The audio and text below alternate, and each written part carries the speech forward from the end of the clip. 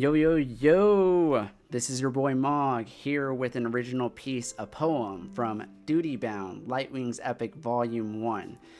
As you should know, I wrote this poem when I was 14 to the music of Final Fantasy IV, the theme of love specifically, so it's fitting that I read it to that music because I feel that's the most authentic way to experience it. So, enjoy. So long I've waited for your love.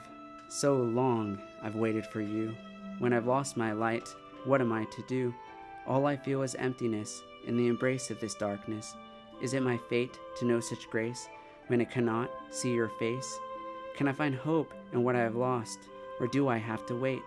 So long I've waited for the day, so long I've waited for the faith in what I might find someday. No matter the fate, good or bad, this is where I stand. So long I've waited for that hope. So long I've waited for that ray, for the sun to shine on my face. With the love and the hope I've yet to find, I must continue to believe that someday I will find my place.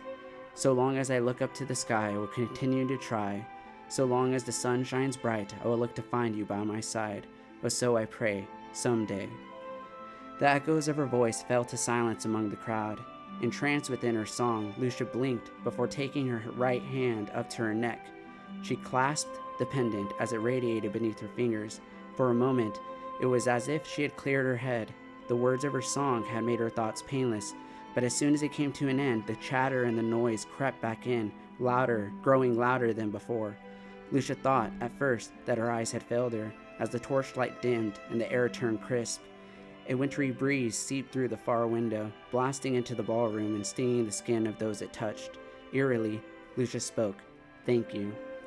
So, for context, this poem is deeply personal. I wrote it when I was very young, and it was reflecting of how I felt at the time, and it's reflecting of what Lucia feels at the time as well.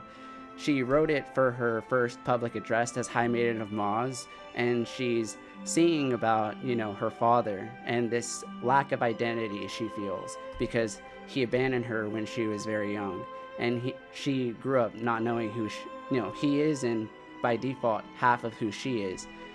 She feels he's left her with great burden and a great responsibility, one that she never asked for, one that she never wanted, and she feels like she's giving up a lot of herself without even really truly knowing herself.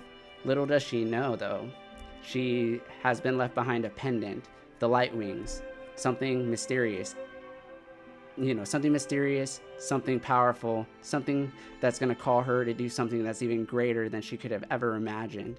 And she's going to have to give up more than just herself, but she's going to be called to save the world, not just her province, not just her people, but the world from a greater threat, from, save Terrestria from its own sins and the darkness that threatens to consume it. So I really love this book. It's my life, my life's work, and I put a lot of myself into it.